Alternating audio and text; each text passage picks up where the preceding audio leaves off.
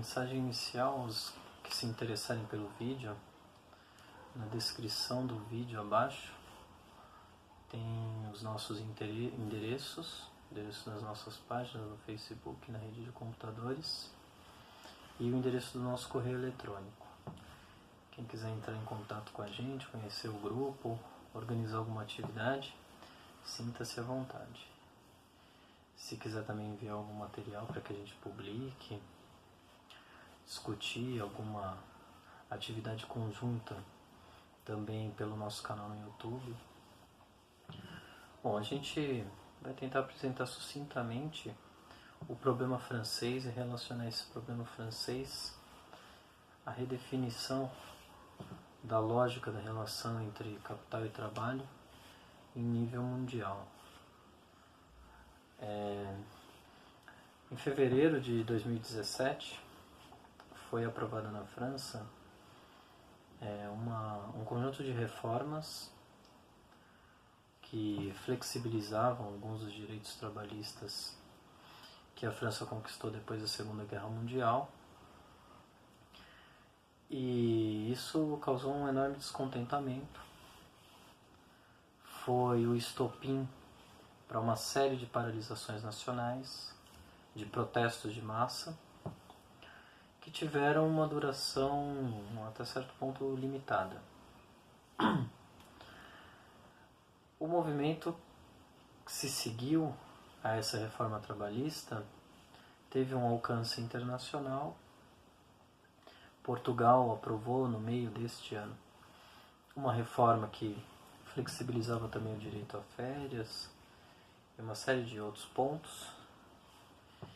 E o resultado dessas reformas, por um lado, foi manter o nível de desemprego mais ou menos nas taxas anteriores à reforma, como no caso francês.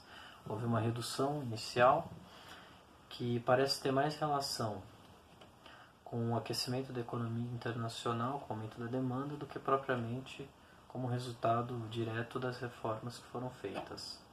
E foi uma redução do nível de desemprego bastante modesta, de 9,6% para 8,9%. Mas acompanhando essa redução do desemprego, houve uma redução muito mais significativa da massa salarial dos trabalhadores franceses.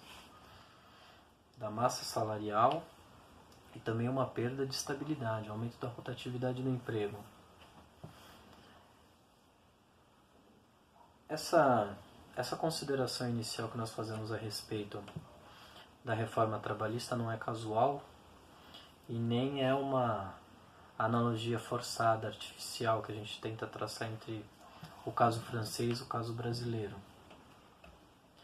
Mas, na verdade, uma maneira de identificar um elemento comum a toda a economia globalizada que se organiza numa cadeia geral, não só para produzir e distribuir esses produtos, mas também para definir e redefinir as relações entre trabalho e capital, para restabelecer, quando necessário, o nível de lucratividade mundial e, para tanto, em alguns casos, e parece ser esse o caso, reduzir a massa salarial, de uma maneira geral, e os direitos que assistiram durante toda a segunda metade do século XX e início do século XXI os trabalhadores que tinham carteira assinada.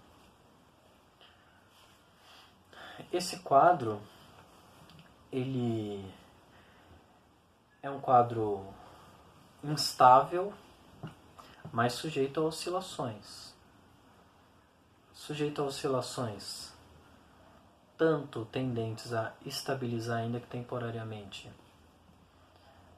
as relações de trabalho, acomodar a situação de maneira tal que as duas partes interessadas, conjunto dos trabalhadores assalariados, conjunto dos desempregados e os empregadores, os empresários, os especuladores, mas tem também como contrapartida uma oscilação potencialmente negativa. que é de desestabilizar o regime, o modelo econômico num nível tão profundo que seja impossível resgatá-lo nos patamares anteriores em que ele havia se estabelecido. Essa tendência, a segunda delas, parece ter prevalecido sobre a primeira na maior parte dos casos. Desde a crise econômica de 2007, 2008, com a quebra do Lehman Brothers, do Merrill Lynch e de outros bancos americanos, depois com a desestabilização financeira do Deutsche Bank, com a redefinição na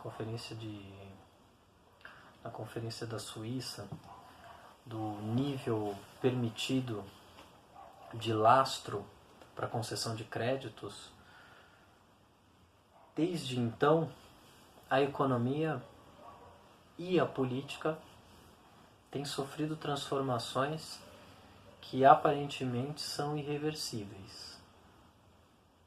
E uma dessas transformações, que é a transformação sobre a qual nós iniciamos essa fala, é uma transformação em escala internacional que tem uma repercussão econômica ainda parcialmente desconhecida, mas que tem levado amplos setores populares a desejarem uma transformação profunda, uma reorganização profunda, uma reestruturação do modelo político. É isso que se tem visto. Aparentemente, o que poderia parecer uma questão conjuntural já tem estabelecido bases para uma redefinição em geral do modelo econômico, para uma redefinição geral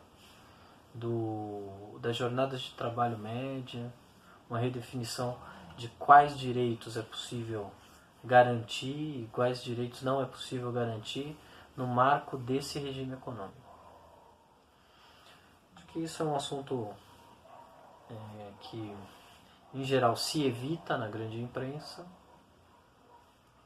mas que, nos meios mais esclarecidos da burguesia, tem sido colocado cada vez mais de maneira explícita. Então, não é raro abrir os jornais de economia do Brasil e de outros países e encontrar uma série de indícios de que a crise pode se agravar, pode se aprofundar, que as medidas mais drásticas que têm sido tomadas, elas são imprescindíveis, que a crise econômica ela não arrefeceu.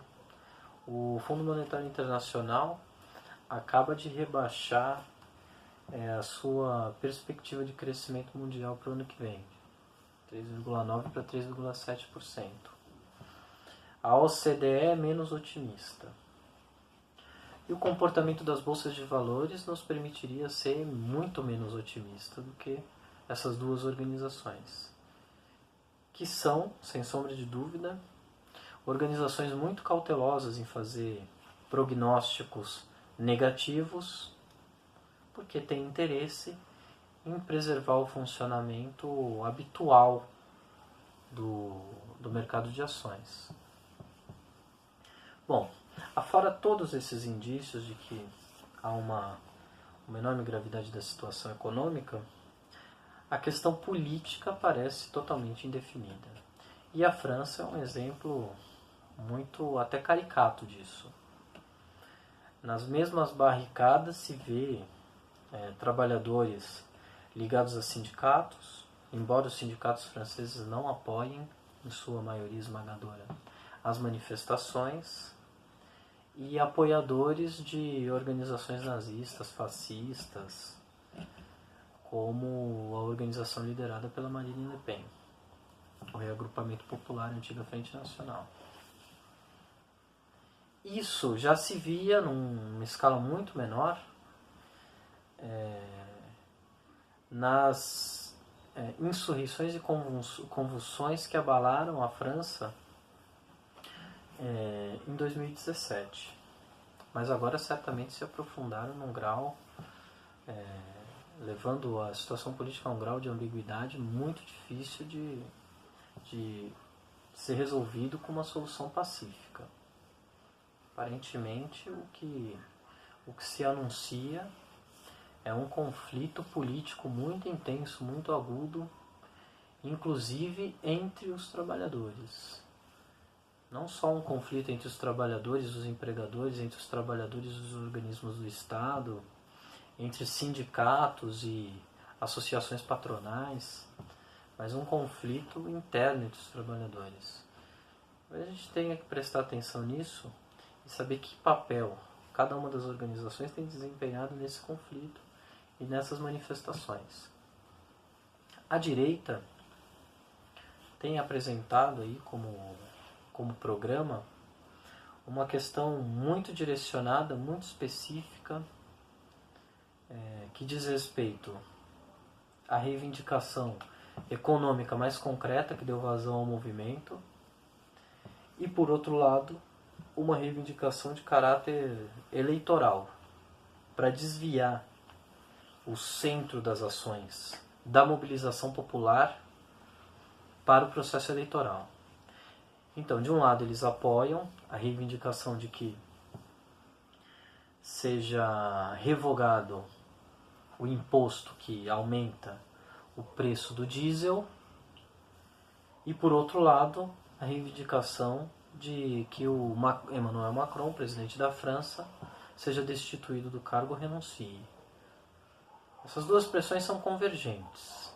Uma, aparentemente, é puramente demagógica, mas serve para mobilizar um contingente numeroso de pessoas que servem de base para que um partido antipopular, como o Reagrupamento Popular, possa se apresentar como um partido capaz de satisfazer as necessidades elementares das massas. E, por outro lado, uma tentativa de bloquear o movimento de massas, de estabelecer de antemão um limite. O movimento de massas ele pode servir para expor as fragilidades do governo atual, mas ele não pode servir de base para um governo próprio dos trabalhadores. Então isso fica muito claro. Do lado da esquerda é mais difícil de definir.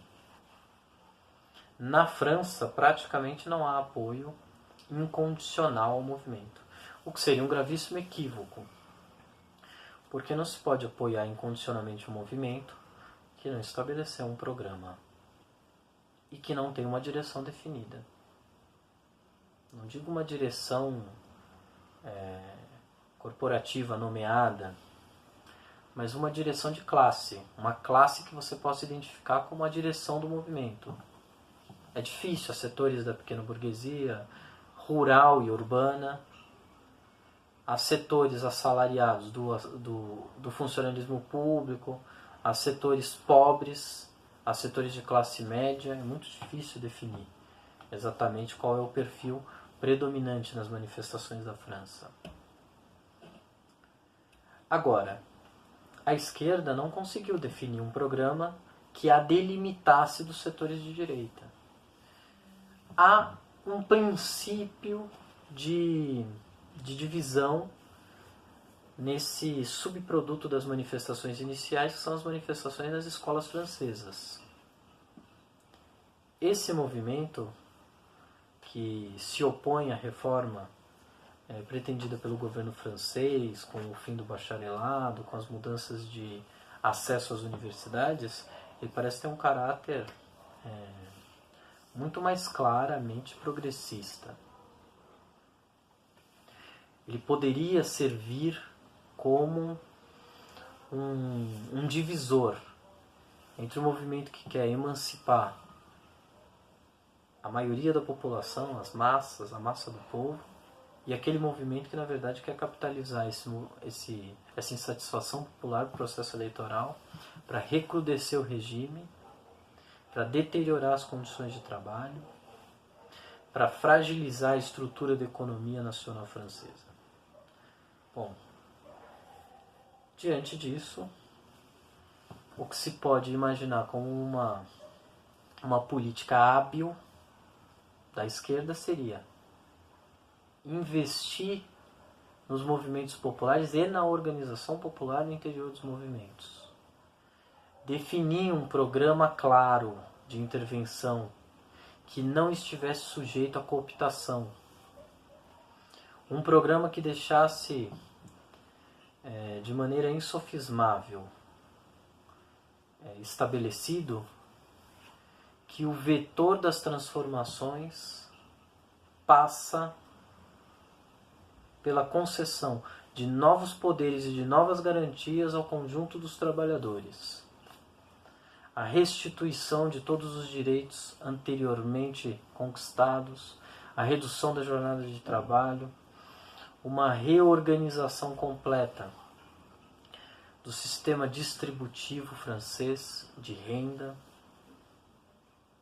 uma campanha muito forte que viria como contraponto às ações que têm sido tomadas pelo governo Macron, no sentido de sobretaxar os ricos e não reduzir os seus impostos, como tem acontecido. E essa é uma reivindicação bastante popular.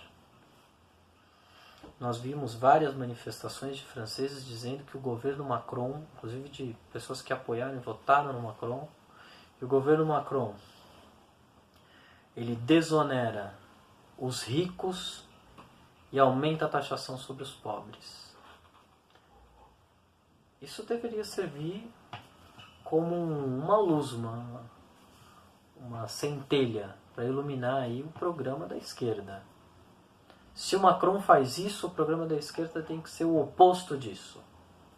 Ele não pode se limitar a tentar reconstituir o modelo econômico anterior na França. Porque o que a França vivia antes, primeiro, não é possível reproduzir. Segundo, também não é um atrativo muito grande para o conjunto dos trabalhadores. Vou fazer uma associação entre o momento político e econômico que vive a França e o momento político e econômico que vivia a Alemanha antes da ascensão do Partido Nazista. Assim como a Alemanha nos anos 20 e 30 vivia uma grave crise econômica, uma crise que se agravou em função do craque da Bolsa de Nova York em 1929 e que teve repercussão internacional, e a crise francesa também está ligada umbilicalmente à crise dos bancos norte-americanos de 2007 e 2008, quebra do Lehman Brothers, do Merrill Lynch, a crise que atingiu o Deutsche Bank na Alemanha. Na Alemanha se consolidou um movimento, uma organização que tinha um discurso anticapitalista, puramente demagógico, que se apropriava de algumas das palavras de ordem dos partidos socialistas e comunistas que atuavam na Alemanha, e que, por falta de uma estratégia clara do Partido Comunista, por falta de uma intervenção que expusesse o caráter fraudulento daquilo que era proposto pelos líderes do Partido Nazista, pela falta de um exército que tivesse capacidade de combater os exércitos paramilitares que eram formados pelo Partido Nazista, as SS e as SA, o Schutzstaffel, que eram as tropas de segurança, e os Sturmabteilung, que era um exército que o Partido Nacional Socialista, o Partido Nazista, criou com o objetivo declarado de agredir as organizações sindicais, de impedir a realização de protestos e de atos que tivessem um caráter emancipador do movimento operário. Esse desenvolvimento não foi um desenvolvimento rápido na Alemanha e não tem sido um desenvolvimento rápido na França. Na França, a Frente Nacional foi construindo aos poucos uma base sólida de apoio. E essa base cresceu a ponto de o candidato à presidência da República pela Frente Nacional, concorrer no segundo turno com Emmanuel Macron com chances de ganhar as eleições. No caso alemão, na década de 30, o Hitler também foi ascendendo gradualmente.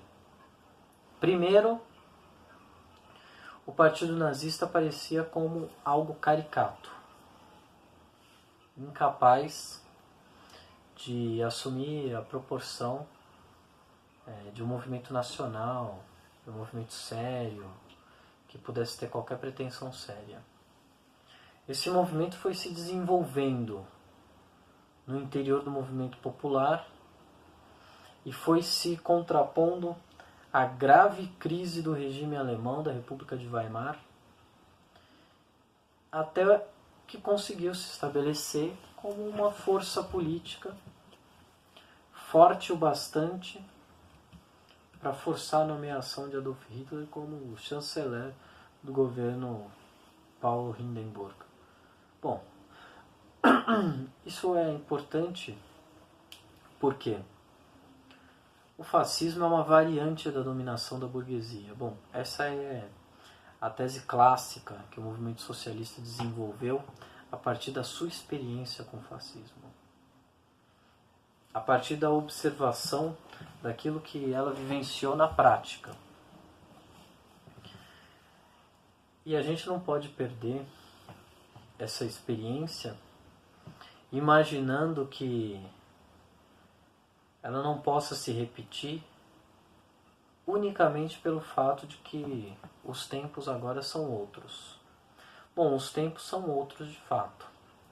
O que a gente tem que saber é as soluções que se está dando para os problemas que se repetem são outras também ou são as mesmas? Quais são essas soluções e como é possível impedir que se estabeleça um regime de dominação e de controle social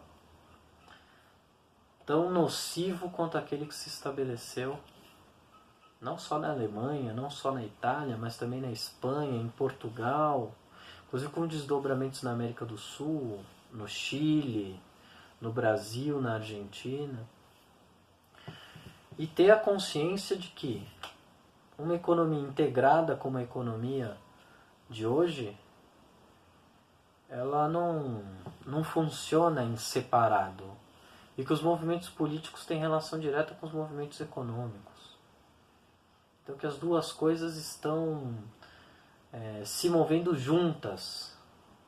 E que os desdobramentos podem ter impactos internacionais. Um acontecimento da França pode servir como experiência para o movimento operário no Brasil, para a juventude no Brasil, para estabelecer mais ou menos quais são os padrões de comportamento das classes sociais, o que tem acontecido, como é possível reestruturar o conjunto da população em torno de um projeto que realmente atenda às suas necessidades. Bom, voltando a essa analogia que nós estamos procurando estabelecer, o grande ponto que não pode deixar de ser considerado quando se faz uma análise de até onde pode ir a burguesia é justamente o que as condições econômicas exigem da burguesia. Se houvesse a possibilidade de retomar a forma de dominação a qual nós nos acostumamos, aquela forma de dominação vinculada única e exclusivamente às eleições, ao funcionamento regular das instituições, é certo que a burguesia apelaria unicamente a essas formas. Porque é muito mais fácil manter o sistema de exploração do trabalho se houver alguma credibilidade nas instituições, se houver um ordenamento social estável, mais ou menos previsível, Se isso tem deixado de acontecer, há uma relação direta entre isso e as necessidades econômicas. Outro dia, o ex-candidato a presidente da República, Fernando Haddad, participando de um evento nos Estados Unidos, de fundação do que se chamou de Internacional Progressista, que é um nome bastante inapropriado, que a situação econômica era tão favorável que o governo Bolsonaro, se beneficiando dela, seria um governo bem-sucedido. Bom, essa é uma afirmação muito complicada de se tomar a sério.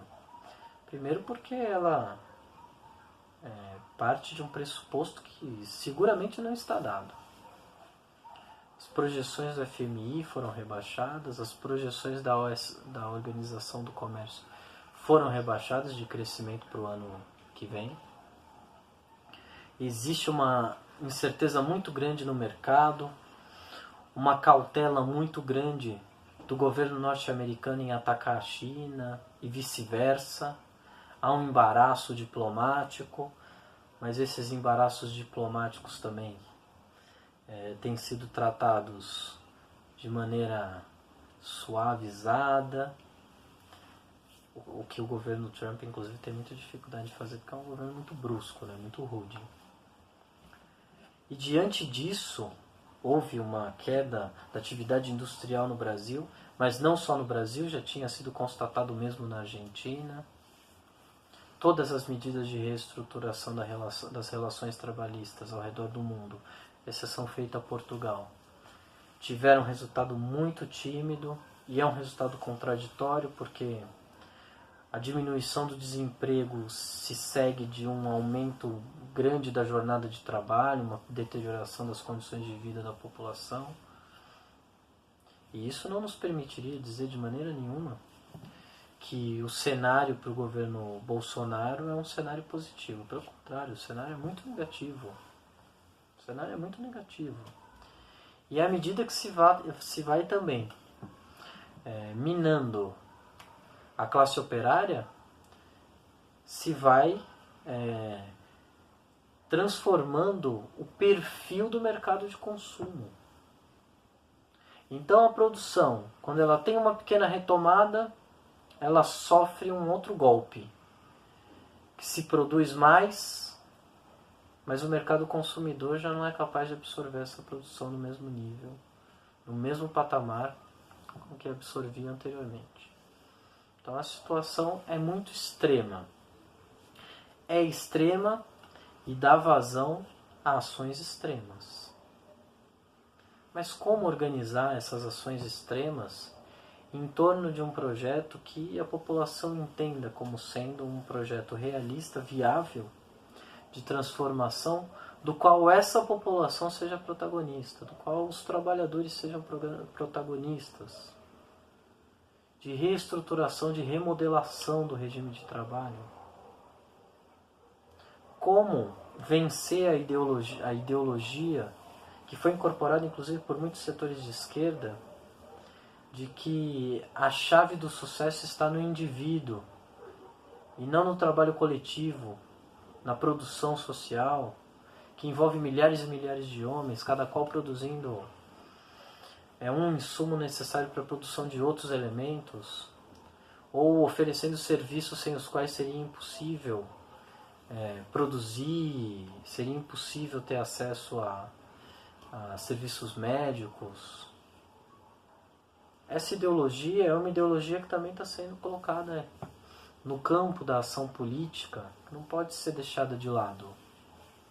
A defesa histórica dos socialistas de que o mundo objetivo tem prevalência sobre a subjetividade, sobre o indivíduo, de que o homem se estrutura a partir das suas relações com o meio, de que a produção das condições materiais de vida precedem a formação do indivíduo, precedem inclusive a produção individual, que é a produção coletiva, que dá forma à sociedade, que organiza a economia, que é o trabalho conjunto, cooperativo das pessoas, que faz com que seja possível que nós tenhamos o nível de produtividade e de desenvolvimento tecnológico que nós temos hoje. De que é preciso resgatar a ideia de que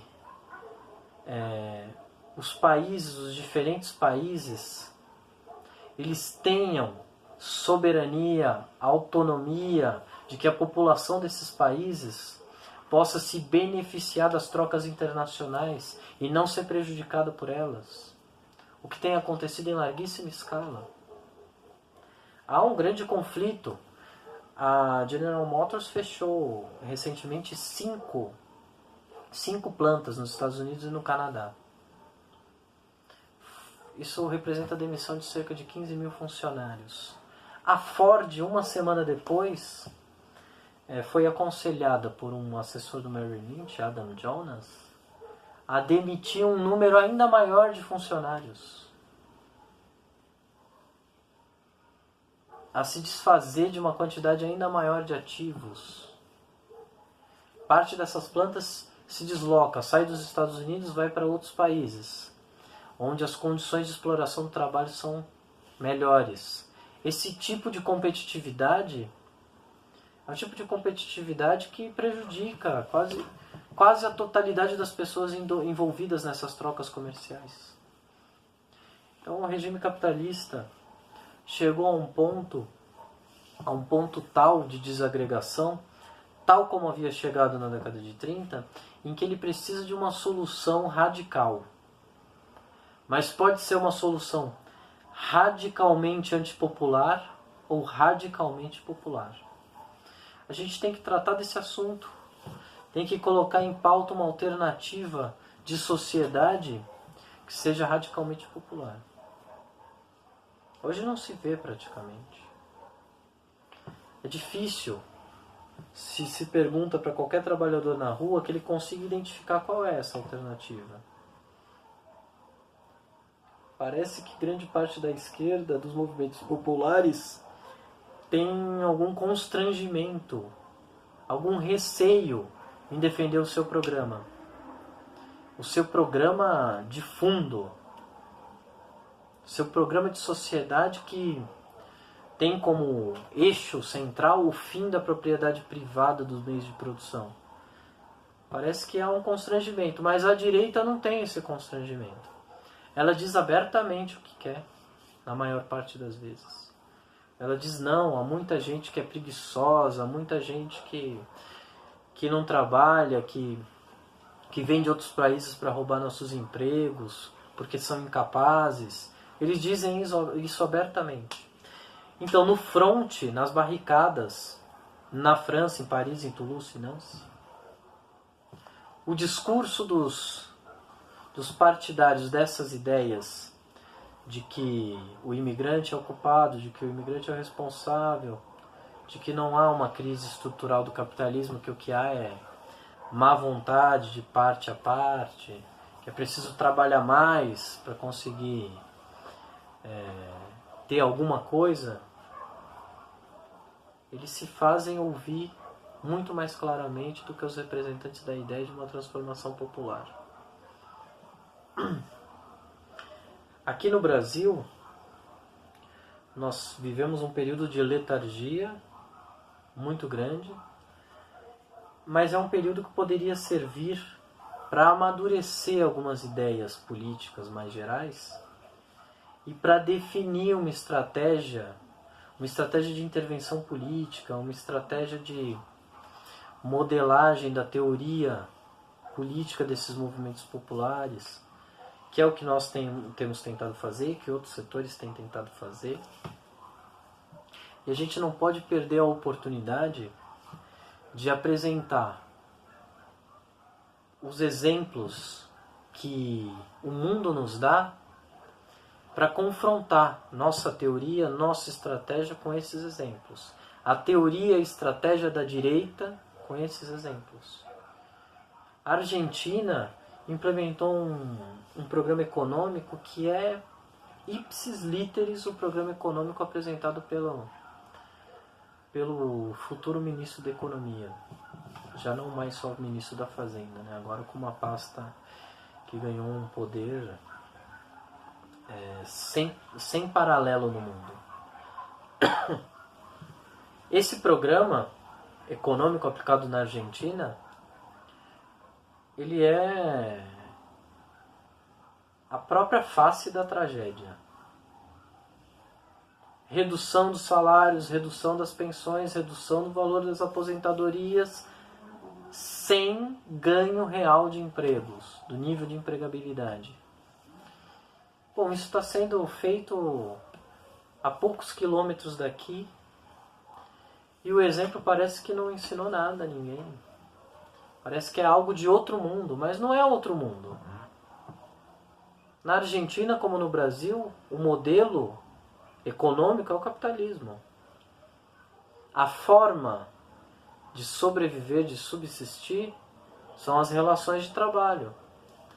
Agora não só as assalariadas, né? Criou-se a figura já há algum tempo do empreendedor, né? do patrão de si mesmo. Mas esses empreendimentos, na maior parte das vezes, são empreendimentos que fazem com que esse patrão de si mesmo trabalhe mais do que um trabalhador assalariado, convencional. E ganhe muitas das vezes menos do que esse trabalhador. Então é um modelo de desestruturação também. De desestruturação econômica, e que não deve parecer auspicioso para ninguém. Acho que ninguém que tenha incorporado essa ideia do empreendedorismo tenha como objetivo, como meta estabelecida, ser marreteiro no Largo da Batata, o vendedor de batata no Largo da Batata, trabalhar 12 horas por dia e ter uma renda mensal de, sei lá, 3 mil reais. Não é possível que seja isso. E essas contradições são também, em parte, as contradições da população francesa. Salário mínimo francês sem reajuste. População francesa tendo que disputar os empregos que restam com um grupo muito grande de emigrados dos seus países, que saem dos seus países porque a situação econômica tem empurrado todo mundo para alguns nichos de geração de emprego, tem desaquecido a economia numa escala planetária, e isso tudo cria um quadro que precisa ser resolvido, precisa de uma resposta. Bom, há um outro assunto que talvez merecesse um vídeo para ser tratado unicamente, isoladamente, mas que a gente vai dar uma pincelada aqui, que é o caso da corrupção.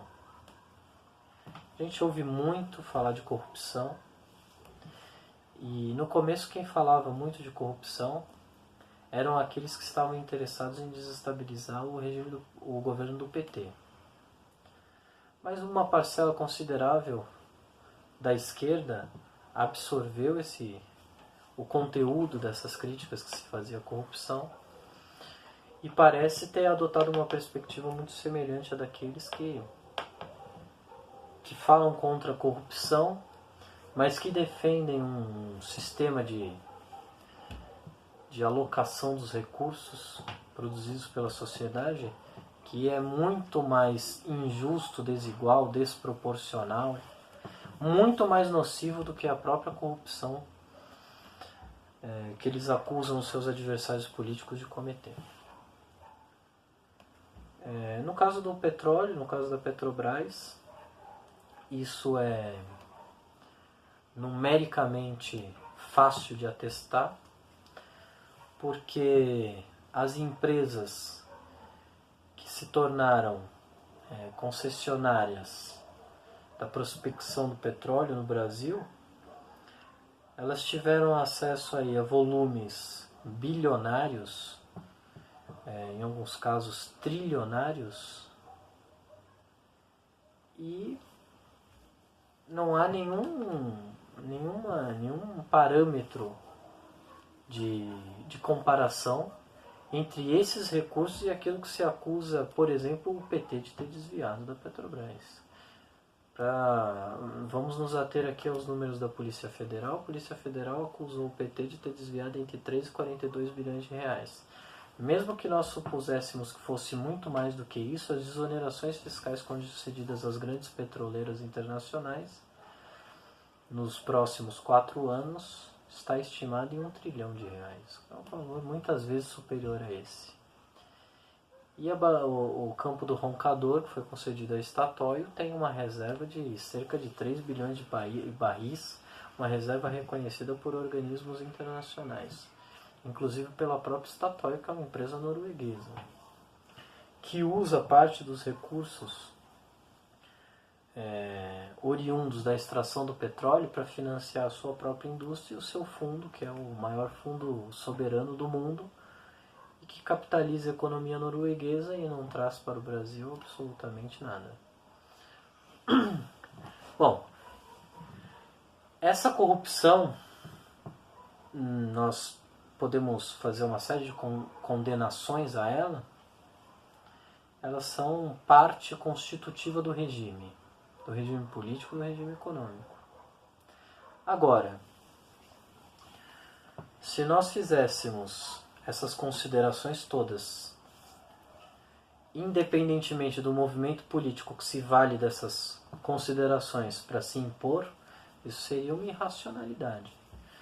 O juiz Sérgio Moro, agora ministro, durante as últimas eleições, ele expediu um mandado de busca e apreensão contra um candidato ao Senado no Paraná, estado onde o juiz Sérgio Moro morava até ser nomeado ministro, que era o Carlos Alberto Richa, por quem, é claro, nós não temos nenhuma simpatia.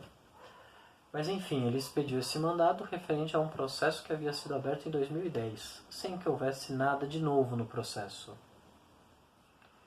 E ao fazer isso, ele favoreceu um outro candidato do partido Rede, o partido da Marina Silva, chamado Flávio Arnas, que tem ligações históricas com a Associação de Pais e Amigos das Crianças Excepcionais, as APAES. Bom, coincidentemente ou não, a esposa do Sérgio Moro trabalha no departamento jurídico da Federação das APAES. É claro que isso é um caso flagrante de corrupção, escancarado. Ele favoreceu um candidato que tinha ligações com a sua esposa. Isso passou praticamente em branco. A imprensa de esquerda deu algum destaque a isso, mas a maioria da população nunca ouviu falar disso. E houve inclusive setores que disseram, nossa, que bom, viu? Alertar, o Beto Richa também foi pego na malha fina do Sérgio Moro. Bom, não é esse o significado político disso. Foi pego na malha fina do Sérgio Moro para favorecer um candidato que era o candidato do Sérgio Moro. Bom, isso é um caso absurdamente flagrante de corrupção.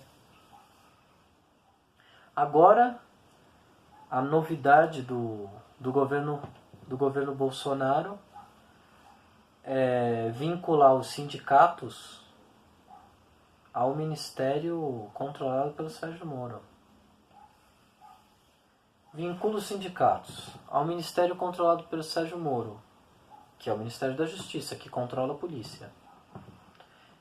É praticamente entregar os sindicatos às mãos da polícia.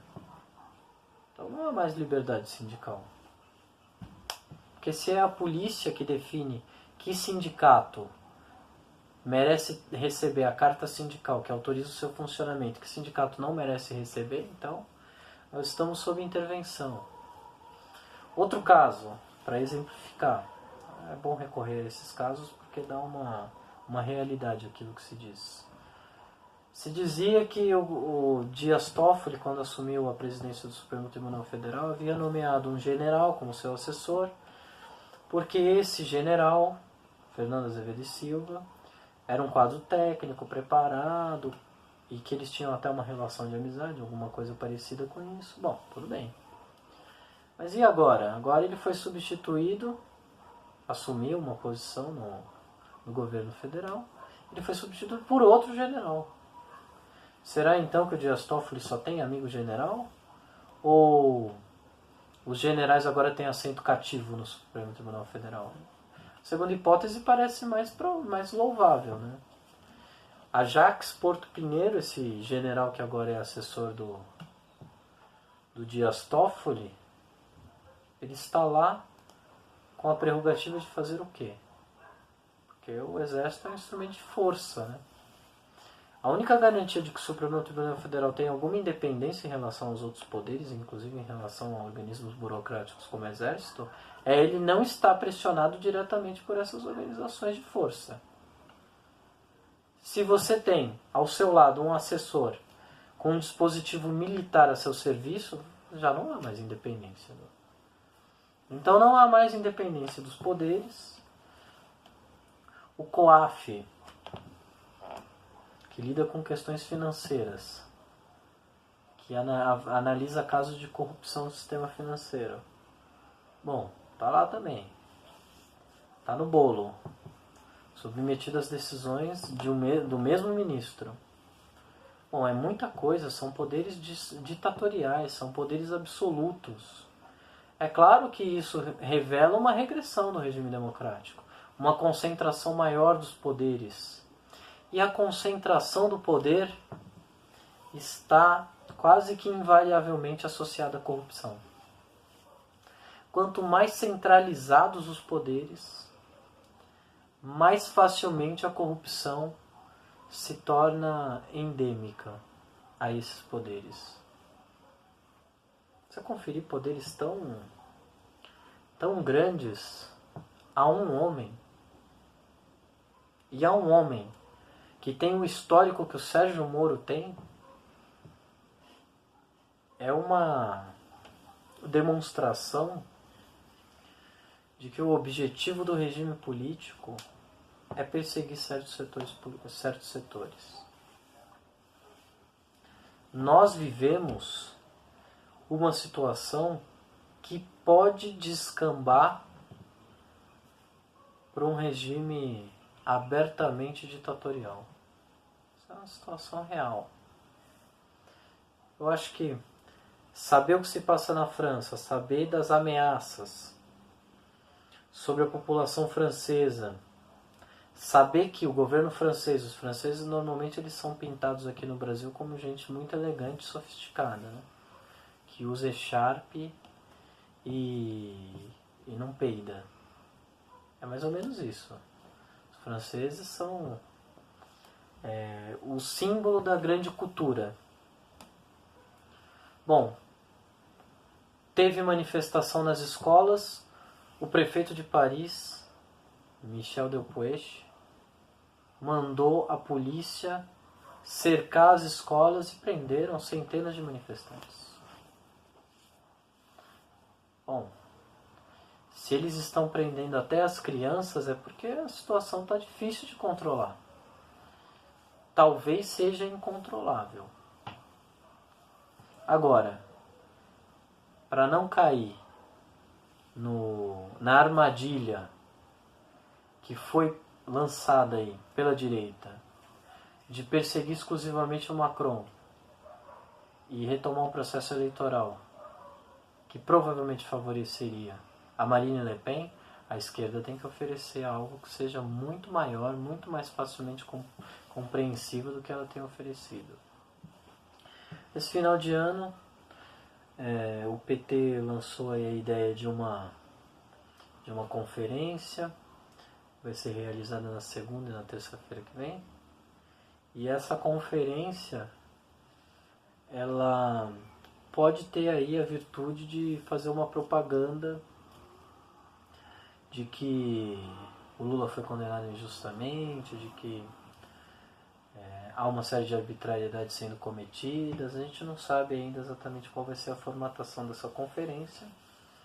O certo é que as principais lideranças do PT vão ter uma oportunidade de oferecer um projeto político, um calendário de lutas para que a população, os movimentos sociais vinculados ao PT e tal, tenham aí uma referência de luta. Nós somos céticos aqui, assim, em relação à possibilidade do PT organizar um calendário de lutas realmente combativo. Mas nós apoiamos a iniciativa, vamos esperar para ver. E vamos organizar da nossa parte um conjunto de mobilizações, um conjunto de atividades que seja de fato um ponto de apoio para aqueles setores que queiram se organizar e que queiram alterar a relação de forças entre as classes sociais. E vamos fazer isso com ainda mais intensidade do que temos feito agora, porque na nossa leitura, recuar num momento como esses é permitir que o adversário nos ataque com ainda mais violência. E nós não estamos em posição de perder o mínimo de espaço que seja. Nós já perdemos muito espaço. Os sindicatos estão praticamente falidos, quase todos eles. As organizações do movimento popular estão desacreditadas e estão desanimadas. Perderam a esperança na capacidade de mobilização, grande parte delas. O que nós temos que fazer é retomar essa mobilização. Então a gente agradece todo mundo que está acompanhando o nosso canal. E assim que começar o próximo ano, a gente grava nosso próximo vídeo. A gente está pensando em organizar uma série de documentários que mostrem as discrepâncias econômicas entre os bairros de São Paulo. E a gente gostaria de contar com a contribuição de todos os interessados.